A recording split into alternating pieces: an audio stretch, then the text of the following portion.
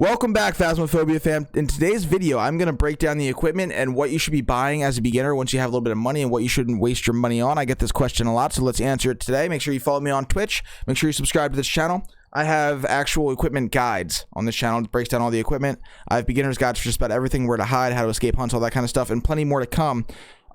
Twitch is Monday, Wednesday, Saturday, Sunday. We stream live. I have a Discord. It's all in the description. Now let's get the video started.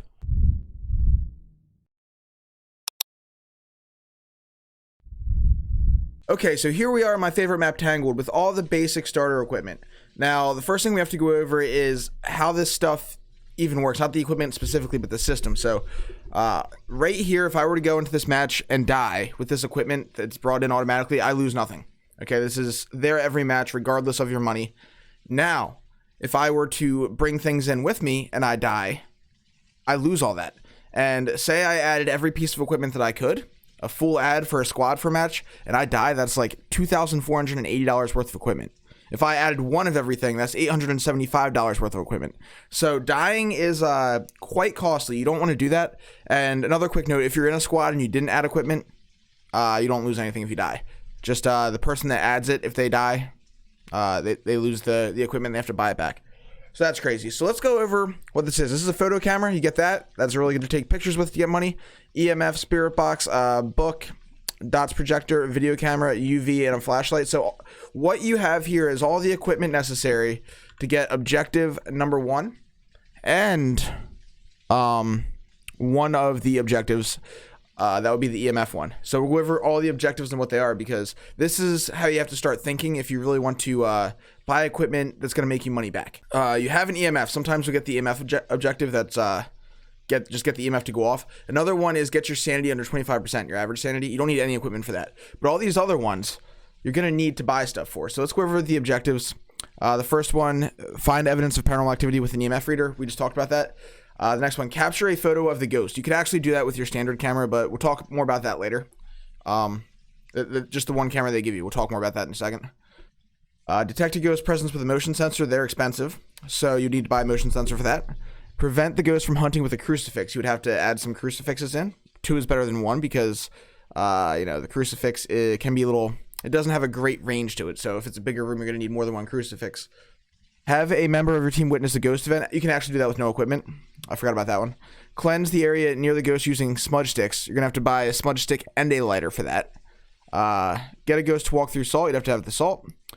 Repel a ghost with a smudge stick while it's chasing someone. Also, you'd have to have a smudge stick and a lighter. You can actually get both of those smudge stick objectives in the same hunt. Get the ghost to blow out a candle. You need a candle and a lighter. Have a member of the team escape the ghost during a hunt. You can do that without a smudge, but it's a lot easier with a smudge and a lot safer. You don't want to be too risky, especially early on when you don't have a lot of money. Get an average sanity below 25%. That's less objective. So, a couple things here. The candle one, some maps have candles in them. Tanglewood does. I can't remember all from my mind. It's like really early in the morning. But yeah, so some maps have candles, so you might only need a lighter. So if you have a lighter and a smudge stick that you've added, and you didn't want to buy a candle, and you have a candle objective, search the house for a candle. All right, now I want to leave this match without doing anything, just so I can show you the money breakdown and why this is significant. Okay, so objective number 1 is always going to be guessing the ghost. So you do that with your basic equipment, put all 3 pieces of evidence together to get the ghost. And that's going to range from $30, $40, or $50 when you get it correctly, depending on the map size, okay? Objective 2, 3, and 4 are going to be some combination randomly of the objectives I just read to you. So you never know what equipment you're going to necessarily need. So once you get to the point where you can just add everything, that's a good way to do it, because then you can always pretty much get a perfect game if you play well. Photos. You have potential to get up to $40 on photos. I'm going to make a whole video on photos and how to get a perfect game with them, but essentially you want to get, there's a point system. There's a point system. Photos are valued at a certain number of points, and the total point value needs to be at 500 to get $40. And like, I think like a, like for example, a fingerprint is literally 50 points. So if you get 10 3-star fingerprint photos, you can get max photo money. But if you get any less than $40 worth of photos, it's not a perfect game. You could have done better. And also, you're going to need 2 cameras to do that because you have 10 photo slots. So you have to buy an additional camera. Bone evidence, that is not a picture of the bone. That is picking up the bone. Okay. And insurance, you get this on amateur and intermediate. Amateur, you get 50% back of what you brought in if you die. And intermediate, it's like 25%. Okay, so here we are back at Tanglewood now with all the equipment that we have available to us in the game. And I'm going to break it all down for you, what's good, what's not. So as a new player, if you're tight on cash, the first thing that I would buy is an additional photo camera. The reason is, if you look in the journal, under photos, you have 4, 8, 10 photo slots. So if you want that max $40 at the end there, which all that money at the end, I don't know if I mentioned this, there's a multiplier. So it multiplies by 1 for amateur, 2 intermediate, 3 professional, and 4 for nightmare. And then there's a multiplier for the guessing the ghost correct based on map size, small, medium, or large, $30, $40, or $50. So basically, the harder and bigger the map, the more money you'll get. But you want to be able to fill out all these photo slots, and you want to be able to get good pictures, 3-star pictures of the ghost if you can, the cursed object, the bone, and then you want interactions, footsteps, or fingerprints. If you can get good quality photos of all that, you're going to be probably, if everything's 3-star, you're going to be getting 40 max photo money every single time. Basically, if you have 10 3-star photos of that stuff, I'm going to make a whole nother video on just that and how to get a perfect game and how you can do it even without the ghost photo, the bone photo, that kind of thing. Okay, so photo camera, that's the first thing I'd buy because it's going to bring you back more money. Now, thermometer, should you pick up a thermometer? They are useful on the higher difficulties for sure because the ghost likes to move a lot. The thermometer, I have a guide on this piece of equipment and how it specifically works, but while it won't bring you back any money directly, it may help you get through the match more efficiently by figuring out the ghost room because it's colder in the ghost room. And on nightmare and professional, the ghost can move, and then you'll see if the coldness moved and if you need to reset up the equipment. So thermometer could be useful. It could be useful even just finding the ghost room to begin with if you're having trouble with that. So yeah, that could be useful. Parabolic mic. I would not buy one of these. They can be useful on nightmare mode. Basically, they just hear noises from far away, and you can, hear ghost noises that either a ghost and player could both make. So like players can open doors and you could hear it. I have a whole guide on this as well. I don't want to get too deep into it, but I wouldn't buy one of these until later stages when you have enough money to just buy everything. You can use it to figure out if you have a banshee or a myling on nightmare mode. If you're really curious, you can hear the banshee scream, or if the myling's really active whispering into it. Could be useful there. Okay, now EMF, it comes standard. Do you need a second one? That's up to you and your friends. If you're not playing solo, you may need one. I know that an EMF is a hot commodity. Whenever I play squads, both of these are always taken in initially. Spirit box, yes, maybe no. That's all about context. It's about who you're squadding up with. But neither of these are going to be bringing you back more money directly. Same thing with a book. A book, you could get 2 writing photos, theoretically. You could. So that could be valuable, but you don't really need that. Dots, same thing. All this stuff, you could just have more of the basic equipment and spread it out more and have more of a chance of getting evidence, I guess. But the things I want to talk about is like for the sound sensor right here. This thing, I wouldn't really use it. It's just you hook it up and it tells you on the chart what room the sound is in and how loud it is. But it's not necessary for any of the objectives. It's not necessary for getting you money in any way or identifying the ghost. So I wouldn't. They're cool to have. They're fun, but probably a waste of money in my opinion. Glow stick.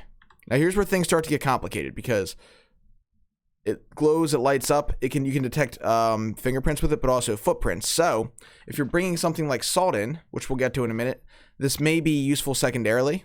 Or if you just want to have something to light up a hallway while the ghost is hunting, it can help there. But is it going to bring you any more money than just a standard UV that you're already bringing in would? No. Okay, motion sensors. You will need these every now and then for the objectives. We don't have an motion sensor objective now, but sometimes you will.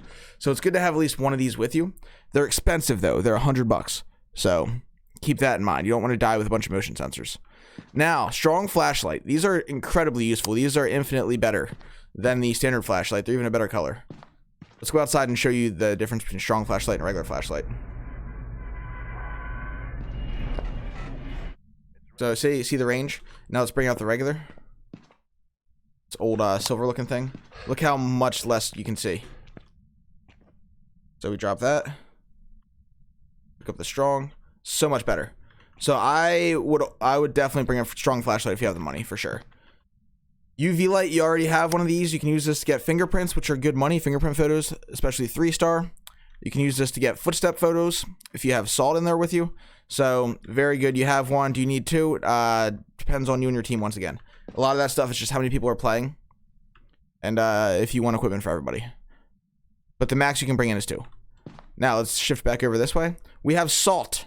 Should you bring salt? I believe so. Yes, bring salt, because if you're struggling to get pictures, if the ghost is quiet, you can put down some salt, use your UV light. How I would do it is I would basically put down my salt. Okay. Put down my salt. I would take the UV light, assuming you didn't bring a glow stick. And you would just drop the UV light like this, so that it's shining through the salt. And then when the ghost steps in, as long as the lights are out and starts walking around, you'll have green footprints you can get close to and take photos of. So if you have your 2 cameras, you can fill out your book that way. If you have a 3-star ghost photo, a 3-star bone, a 3-star cursed object, and a bunch of 3-star footstep photos, you're going to get max money. But you need 2 cameras for that. You need the salt, and that's it. Now, if you have glow sticks, you can set a glow stick right down in the pile, and it'll do much the same. So that's why this is like a secondary thing. It can be useful there if you want to use your UV light to browse other parts of the house for fingerprints while you do that. Also, salt. Not only is it an objective, but it can help you identify a wraith. If you get a ghost that steps in the salt but won't leave green footprints, it's a wraith. Wraith's the only ghost in the game that doesn't do that. So crucifixes. Not only can they save your life, but they're an objective. So I have a whole guide on how these work. It's not something that you hold in your hand. It's something you just drop on the ground. And there's a radius around it. I think it's like a 3-meter radius where the ghost can't hunt within. Unless it's a demon, the radius is a little bit bigger. So it'll block up to 2 hunts. And you'll know it has worked if one of the little arms burns off. And then you'll know it's worked twice if the whole thing starts glowing orange like a hot Cheeto. And that, 2 uses per crucifix. So they are helpful to have. Especially later in the match, we need to block a couple hunts to get that last evidence or to fill out your photo book. Very good. I would bring these. Now, smudge stick. Smudge stick. Let's get rid of that thermometer for a second. Smudge sticks are very valuable. Also, life-saving tools. So, when you bring in smudge sticks, you also need to have a lighter. So, how they work, you pick it up, you pick up the lighter. To burn it, you press F. Don't press G and accidentally throw it. And it works kind of similar to a crucifix in a way. It works in a radius. So, when you activate the smudge, it will basically disable the ghost if it's within like a few meter radius of you. You have to wait for it to get close, activate the smudge, and the ghost for 6 seconds basically goes into blind mode and walks around aimlessly. It loses sight of you. So that's when you go to your hiding spot that you've chosen. And I have a bunch of guides on where to hide, stuff like that. But yeah, smudge sticks are super useful, but you need that lighter as well. Now, candle.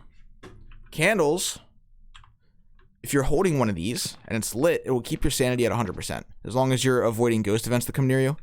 So these can be useful, but some houses have candles in them. So if you forget candles, it's not always the biggest of deal, but you do need a lighter as well. So in my opinion, if you're bringing a smudge and a lighter and you can bring a candle too, why not? Why not? Because you already have the lighter. So now, tripod. What a tripod does is lets you set up a video camera. Should you bring an extra video camera?